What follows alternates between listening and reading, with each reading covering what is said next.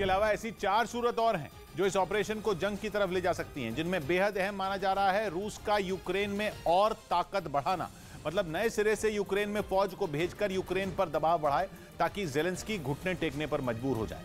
तीसरी सूरत यह है कि यूक्रेन के जिन शहरों पर रूस ने कब्जा कर लिया है उनकी किलेबंदी मजबूती से की जाए और यूक्रेन के सब्र का इम्तिहान लिया जाए। खबर है कि यूक्रेन की अर्थव्यवस्था भी बर्बाद हो चुकी है। इस साल यूक्रेन की जीडीपी करीब 45% तक गिर सकती है।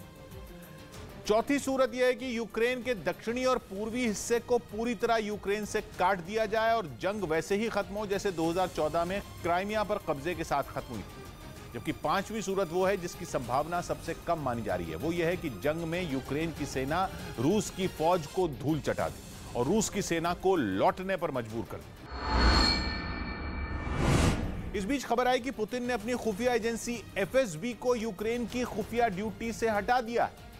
दावा किया गया है पुतिन ने अब यह जिम्मेदारी अपनी मिलिट्री इंटेलिजेंस की ब्रांच जीआरयू को दे दी, क्योंकि कहा जा रहा है कि पुतिन को अब अपनी खुफिया एजेंसी एफएसबी पर भरोसा नहीं रहा। मतलब यह कि रूस की जिस सबसे बड़ी स्पाई एजेंसी ने यूक्रेन युद्ध में अहम रोल निभाया, पुतिन ने उसे ही बाहर का रास्ता दिखा दिया। सेपा यानी centre for European policy analysis ने दावा किया कि अब यह जिम्मेदारी रूस की मिलिट्री इंटेलिजेंस की ब्रांच जीआरयू को मिली है। यह वही जीआरयू है जिसके नए हेड हैं व्लादिमीर एलेक्सेव। ये नाम पिछले कुछ दिनों से रूस के मीडिया में खूब चर्चा में है। रूस में लोग एलेक्सेव को पुतिन के कुछ सबसे खूंखार सेनापतियों में शामिल करते हैं। तो कहा जा रहा है कि इसी के बाद से अटकलें लगने लगी कि पुतिन अपनी रणनीति में बदलाव करने वाले हैं, क्योंकि दावा किया गया कि पुतिन अब एफएसबी पर भरोसा नहीं करते, जिसकी सबसे बड़ी वजह बताई गई यूक्रेन में रूस की रणनीति फेल होना, क्योंकि जंग तीसरे महीने में पहुंच चुकी है और अब तक पुतिन ज़ेलेंस्की को हरा नहीं पाए हैं। जबकि जंग शुरू होने पर दावा किया जा रहा था कि यह हफ्ते भर से ज्यादा नहीं चलेगी। कहा जा रहा है कि ऐसा इसलिए हुआ क्योंकि एफएसबी से यूक्रेन को पश्चिमी देशों से मिल रही मदद की जानकारी जुटाने में बड़ी चूक हुई। नतीजा यह हुआ कि पश्चिमी देशों से मिलने वाले हथियारों की मदद से यूक्रेन ने पुतिन के कई सेनापतियों को मार गिराया। अब भी वो उन्हीं के भरोसे जंग में बना हुआ है। सेपा ने दावा किया कि पुतिन इस बात से नाखुश है। हालांकि वो ये बात जाहिर नहीं कर रहे, लेकिन गुपचुप तरीके से उन्होंने एफएसबी को यूक्रेन की खुफिया ड्यूटी से हटा दिया और ये जिम्मेदारी जीआरयू को सौंप दी। जिसके हेड व्लादिमीर एलेक्सेव को पुतिन का तुर्प का इक्का कहा जा रहा है। कहा जा रहा है कि पुतिन के इस नए सेनापति पर ब्रिटेन और अमेरिका की पहले से टेढ़ी नजर है, क्योंकि उन्होंने एलेक्सेव पर 2018 में केमिकल अटैक करने का आरोप लगाया था। अमेरिका ने तो एलेक्सेव पर बैन ही लगा रखा, क्योंकि उसका आरोप है कि पुतिन के इस सेनापति ने वहां की साइबर सिक्योरिटी से छेड़छाड़ की थी। वहीं यूक्रेन के ज़ापोरिज्जिया में रूसी सैनिक अपने ही साथी जवानों के दुश्मन बन गए। यूक्रेन ने दावा किया कि एक रूसी फौजी ने अपने कुछ साथियों पर आग उगलने वाली गन से फायर कर दिया, जिसकी चपेट में आकर कई जवान बुरी तरह घायल हो गए, जबकि कुछ सैनिकों की तो मौत भी हो गई। बताया गया कि यह हादसा उस वक्त हुआ जब एक रूसी फौजी मजाक में आग उगलने वाली गन का इस्तेमाल कर रहा था। यूक्रेन ने दावा किया कि इस घटना के बाद रूस के कई सैनिक नाराज होकर जंग के मैदान को छोड़कर चले गए। उधर रूस ने ओडेसा में एक साथ बेहद ताकतवर 7 हाइपरसोनिक मिसाइलें दाग दी। बताया गया कि इस हमले में एक शख्स की मौत हो गई, जबकि 5 बुरी तरह जख्मी हो गए, क्योंकि जैसे ही रूस की हाइपरसोनिक मिसाइलें एक गोदाम और शॉपिंग सेंटर पर एक के बाद एक गिरी, वहां आग लग गई। वो इमारतें आग की लपटों से घिर गईं और देखते ही देखते वहां के हालात बदतर होते चले गए। हाइपरसोनिक मिसाइलें आवाज से भी कई गुना तेज रफ्तार से दुश्मन को तबाह करने की काबिलियत रखती हैं और अपना यही रूप उन्होंने ओडेसा में भी दिखा दिया। लेकिन ओडेसा में रूस के हाइपरसोनिक मिसाइलों के हमले ने एक बार फिर साबित कर दिया वो इस शहर को किसी भी तरह अपने कब्जे में लेने की फिराक में है, क्योंकि ओडेसा यूक्रेन का तीसरा बड़ा शहर है और यूक्रेन की सबसे बड़ी पोर्ट सिटी है, जहां के बंदरगाहों से यूक्रेन अंतर्राष्ट्रीय व्यापार करता है। ओडेसा पर रूस के कब्जे का मतलब होगा कि काला सागर से यूक्रेन का संपर्क टूट जाएगा, जिसकी वजह से यूक्रेन दूसरे देशों के साथ व्यापार ही नहीं कर पाएगा, और अगर व्यापार नहीं होगा तो अर्थव्यवस्था डगमगाने लगेगी, जो कि जंग से जूझ रहे यूक्रेन के लिए घातक साबित होगी। वहीं खबर है कि यूक्रेन को दी गई खुफिया जानकारी लीक होने से अमेरिकी राष्ट्रपति बाइडेन परेशान है। इस जंग की शुरुआत से ही अमेरिका यूक्रेन को हथियार, जंगी ड्रोन और मिसाइलें देकर उसकी मदद कर रहा है। लेकिन इसके साथ ही रूस ने उस पर यह आरोप लगाया कि उसने यूक्रेन को जंग लड़ने के लिए कई अहम जानकारियां भी दी, जिनकी मदद से यूक्रेन न केवल रूस के सामने अब तक टिका है, बल्कि उन खुफिया जानकारियों के जरिए ही जेलेंस्की की सेना ने रूस के मेजर जनरल और लेफ्टिनेंट जनरल रैंक के अधिकारियों को भी मार गिराया। हालांकि अमेरिका इससे इनकार करता आ रहा है, लेकिन खबर है कि बाइडेन इस तरह की खुफिया जानकारी लीक होने से काफी नाराज हैं और उन्होंने अपने सुरक्षा अधिकारियों को इस पर तुरंत रोक लगाने का निर्देश भी दिया। बाइडेन की परेशानी ये है कि खुफिया खबरें लीक होने से ये पता चलता है कि अमेरिका छिपे तौर पर ही सही जंग में कूद चुका है। इरपिन के अलग अलग इलाकों से यूक्रेन की सेना ने रूसी सेना के गिराए गए रॉकेट, मिसाइलों और बमों को ढूंढकर डिफ्यूज कर दिया। इसका एक वीडियो भी शहर के मेयर की तरफ से जारी किया गया और उस वीडियो में शहर के एक इलाके में बड़ी संख्या में रॉकेट, मिसाइलों और बमों का ढेर लगा दिखाई दिया। यूक्रेन ने यह दावा किया कि तबाही मचाने के लिए रूसी फौज ने इन घातक हथियारों की शहर पर बारिश की थी, लेकिन आसमान से गिरने के बाद भी कई रॉकेट, मिसाइल और बम फटे ही नहीं। मतलब यह कि बड़ी संख्या में बिना फटे रूसी हथियार मकानों, सड़कों, पार्कों और गलियों में पड़े थे, जिनमें कभी भी धमाका हो सकता था। उधर खार्किव शहर में कई मोर्चों पर डटे यूक्रेन के कुछ सैनिकों का वीडियो सामने आया, जिसके जरिए यह दिखाने की कोशिश की गई कि घर में घुसे दुश्मन को बाहर धकेलने के लिए यूक्रेन के सैनिक रूस को ऐसा कोई मौका नहीं देना चाहते जिससे शहर में उसकी पकड़ मजबूत हो जाए और वहां के लोगों की परेशानी बढ़ जाए। जो वीडियो खार्किव से सामने आया उसमें साफ दिखा कि यूक्रेन के सैनिकों ने शहर में अपनी गश्त बढ़ा दी। चारों तरफ उनकी नजर इस बात पर बनी दिखी कि दुश्मन कहीं से हमला न कर दे, क्योंकि वो इस बात से अच्छी तरह वाकिफ हैं कि अगर उनकी नजर हटी तो पुतिन की फौज को कब्जे का मौका मिल जाएगा। इसीलिए कभी टैंक से इधर उधर घूमकर तो कभी हथियारों के साथ हमेशा तैयार रहकर उन्होंने दुश्मन पर नजर बनाए रखी। जंग के दौरान रूस की फौज के कुछ टैंक कीव में यूक्रेन की तीसरी आंख यानी ड्रोन से बच नहीं पाए। ऐसा तब हुआ जब कीव पर कब्जा करने के लिए पुतिन की सेना आगे बढ़ रही थी। बताया गया कि तब उनमें कुछ अपने काफिले से अलग हो गए थे और प्लॉस्के गांव में एक स्कूल की दीवार के पीछे जाकर छिप गए थे और उन्होंने वहीं से यूक्रेन की फौज को अपने निशाने पर लेना शुरू कर दिया था। लेकिन जो तस्वीरें अब वहां देखने को मिली उनमें वो रूसी टैंक पूरी तरह तबाह दिखे। कहा जा रहा है कि यूक्रेन ने अपनी सेना के ड्रोन की मदद से हमला करने वाले इन रूसी टैंकों का पता लगाया था और फिर उन पर मिसाइल हमला कर दिया था, जिसमें उनका नामो निशान मिट गया। इस बीच यूक्रेन ने रूसी टैंकों को तबाह करने का दावा कर रूस की सेना में खलबली मचा दी। यूक्रेन की तरफ से जारी इस हमले के एक वीडियो में कई जंगी टैंक पूरी तरह आग में घिरे नजर आए, जो कि दावे के मुताबिक रूस के बताए गए, जिन्हें यूक्रेन ने आग के हवाले कर दिया। बताया गया कि इनमें कुछ गोला बारूद भी मौजूद था, जिसकी वजह से वहां जोरदार धमाके हुए, वो भी ऐसे कि जिन्हें देखकर लगा मानो धुएं का ज्वालामुखी फट पड़ा हो। यूक्रेन ने आरोप लगाया कि रूस इन टैंकों की मदद से उस पर कहर बरपाने की फिराक में था, लेकिन उसने रूस के मंसूबों को नाकाम कर दिया। जलते रूसी टैंकों की आग घंटों तक नहीं बुझी और उससे निकलते धुएं ने तो सारे आसमान पर कब्जा जमा लिया। रूस में एक और बड़े कारोबारी की रहस्यमयी हालात में मौत हो गई।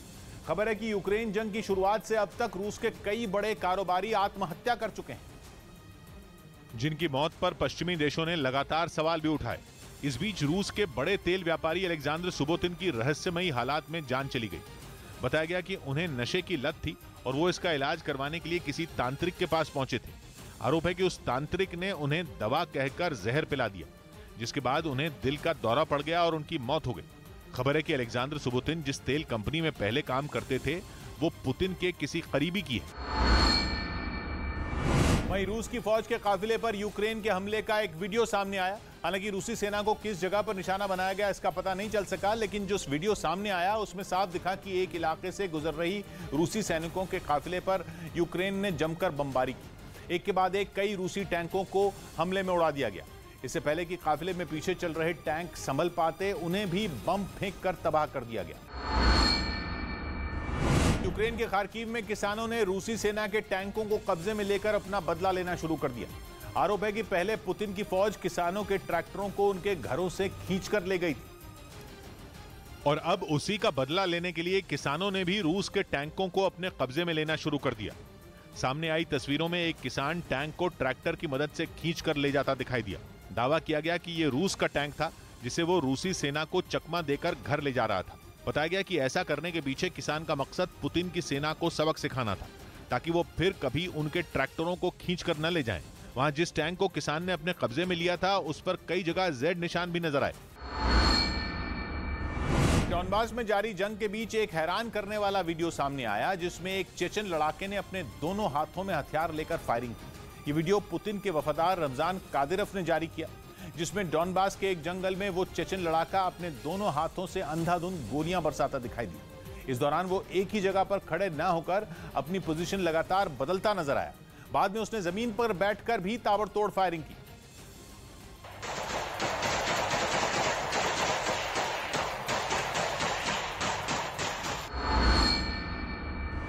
जंग के शुरुआती दिनों से ही विवादों में घिरे रूस के एक राहत शिविर का वीडियो वायरल हो गया। दावा किया गया कि इस शिविर में जबरदस्ती यूक्रेन के लाखों लोगों को बंधक बनाकर रखा गया है, जिनका ठिकाना मारियोपोल के पास मौजूद एक स्कूल बताया गया। आरोप है कि लोगों को वहां जबरन कैद कर जमीन पर सोने को मजबूर किया गया। कुछ तो स्कूल की बेंचों पर लेटे नजर आए। वहां मौजूद यूक्रेन के लोगों ने आरोप लगाया कि न तो उन्हें वहां से निकलने की आजादी है और न ही रूस की तरफ से कोई सुविधा मुहैया कराई गई। खार्किव से रूसी सेना की वापसी के बाद कई गांवों के लोग एक दूसरे की मदद के लिए आगे आए।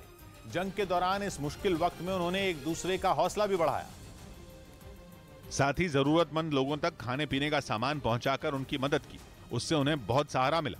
जो तस्वीरें खार्किव के एक गांव से सामने आई, उनमें साफ दिखा कि कुछ लोग एक गाड़ी में खाने पीने का सामान और जरूरत की दूसरी चीजें लेकर वहां पहुंचे।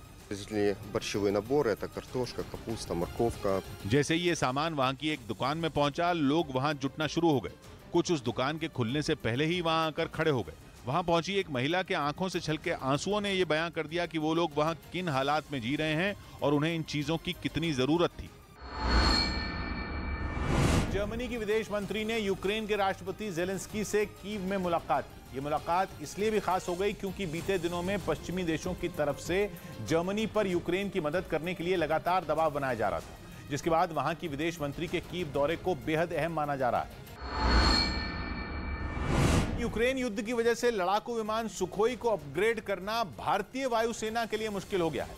खबर है कि वायुसेना को सुखोई में लगने वाले कई अहम पुर्जों की सप्लाई में दिक्कत हो रही है, जिनके बिना इस जंगी विमान को अपग्रेड करना मुमकिन नहीं है। यानी रूस के सुखोई विमान को और घातक बनाने के लिए जिन पुर्जों की जरूरत होती है, उनकी सप्लाई पर यूक्रेन युद्ध का असर पड़ा है और वो तय वक्त पर वायुसेना को नहीं मिल पा रहे, जिसकी वजह से वायुसेना के बेड़े में शामिल 85 सुखोई विमानों को अपग्रेड करने की योजना लटक सकती है। हालांकि खबर है कि भारत ने पहले से ही इन पुर्जों का स्टॉक कर रखा है, जिसे देखते हुए फिलहाल तो कोई समस्या नहीं होगी, लेकिन अगर ये हालात जल्द नहीं सुधरे तो आने वाले दिनों में सुखोई विमानों के पुर्जे नहीं मिल पाएंगे। और ठीक इसी तरह की समस्या उस वक्त भी खड़ी हो गई थी जब 2014 में रूस ने क्राइमिया पर कब्जा कर लिया था, जो यूक्रेन के दक्षिण में बसा है। और उस समय सेना के मालवाहक जहाज AN-32 के पुर्जों की कमी हो गई थी, जिसकी सप्लाई यूक्रेन से होनी थी। बाद में केंद्र सरकार ने दूसरे देशों पर निर्भरता कम करने के मकसद से देश की ही कुछ कंपनियों से इन्हें बनाने की अपील की, जिसका फायदा मिला और बताया गया कि स्वदेश में बनाए हुए पुर्जों की मदद से ही AN-32 जहाज को अपग्रेड कर दिया गया।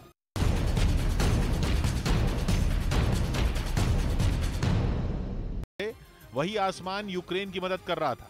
हजारों किलोमीटर ऊंचाई से इलॉन मस्क के सैटेलाइट यूक्रेन के मसीहा बने हुए थे, जिन्हें न तो रूस की फौज देख सकती थी और न ही उनसे आ रहे सिग्नल जैम किए जा सकते थे। जबकि पूर्वी यूक्रेन के जिन शहरों को रूस की फौज ने घेरा, उनका इंटरनेट पूरी तरह से ठप कर दिया गया था। मतलब यह कि यूक्रेन के शहरों को जब रूस अपनी मुट्ठी में बंद कर रहा था, तब मस्क यूक्रेन के सबसे बड़े मददगार बन रहे थे। ये खबर रूस को एक ऐसे शख्स ने दी जो पुतिन के सबसे करीबी लोगों में एक है, रूस की स्पेस एजेंसी के डायरेक्टर जनरल दिमित्री रोगोजिन। दावा है कि यूक्रेन की फौज के कमांडर को मारियापोल ऑपरेशन के वक्त गिरफ्तार किया गया था। जब उसकी पूछताछ हुई तो स्टारलिंक सैटेलाइट का भेद खुल गया। स्टारलिंक इलॉन मस्क की कंपनी स्पेसएक्स का एक बहुत बड़ा प्रोजेक्ट है, जिसके जरिए वो पूरी दुनिया को सस्ता और तेज इंटरनेट देने का सपना कई साल से दिखा रहे हैं। और इसके लिए सैकड़ों छोटे सैटेलाइट अंतरिक्ष में भेजे भी जा चुके हैं, लेकिन प्रोजेक्ट पूरा होने से पहले ही यूक्रेन के काम आने लग गया और स्टारलिंक की ही मदद से यूक्रेन की फौज को रूस की सेना के हर कदम की जानकारी भी मिल रही थी, जिसकी वजह से रूस को बड़ा नुकसान होने की खबर है। दिमित्री रोगोजिन के बयान के बाद रूस की खींच सामने आ गई। मारियोपोल यूक्रेन का एक ऐसा शहर है जो आसमानी हमलों की वजह से खंडहर में बदल चुका है। रूस जिस शहर पर कुछ घंटों में कब्जा कर सकता था, उसे मुट्ठी में बंद करने में कई हफ्ते लग गए। रूस के हजारों सैनिकों की जान मारियोपोल में चली गई। इसीलिए स्टारलिंक से यूक्रेन को मिलने वाली मदद की खबर के बाद रूस की झुंझलाहट सामने आ गई। रोगोजिन ने धमकी दी कि वो सीधा सीधा एलोन मस्क को जिम्मेदार मानेंगे। यूक्रेन की जंग में एलोन मस्क का नाम पहली बार खुलकर सामने आया। रूस की सेना ने लड़ाकू हेलीकॉप्टर से बम बरसाकर यूक्रेन के कई सैन्य ठिकानों को तबाह करने का दावा किया। हमला किस इलाके में हुआ इसका पता नहीं चल सका, लेकिन इसका एक वीडियो रूस की तरफ से जारी किया गया, जिसमें रूसी सेना का एक लड़ाकू हेलीकॉप्टर आसमान से दुश्मन के ठिकानों को ध्वस्त करने के लिए ताबड़तोड़ रॉकेट दागता दिखा। इस हमले से पहले रूसी सेना के इस लड़ाकू हेलीकॉप्टर को तैयार किया गया। जो वीडियो जारी किया गया उसमें पुतिन की सेना का एक जवान हेलीकॉप्टर में मिसाइल और रॉकेट फिट करता नजर आया। हथियारों से लैस होने के बाद वो हेलीकॉप्टर कुछ ही पलों में आसमान में पहुंच गया। इसके बाद जमीन पर मौजूद दुश्मन के ठिकानों को टारगेट कर एक के बाद एक कई रॉकेट दाग दिए गए। अपने काम को अंजाम देने के बाद रूसी सेना का वो हेलीकॉप्टर बेस पर सुरक्षित लौट आया। रूस का दावा है कि इस हमले में यूक्रेन की सेना के कई ठिकाने तबाह हो गए।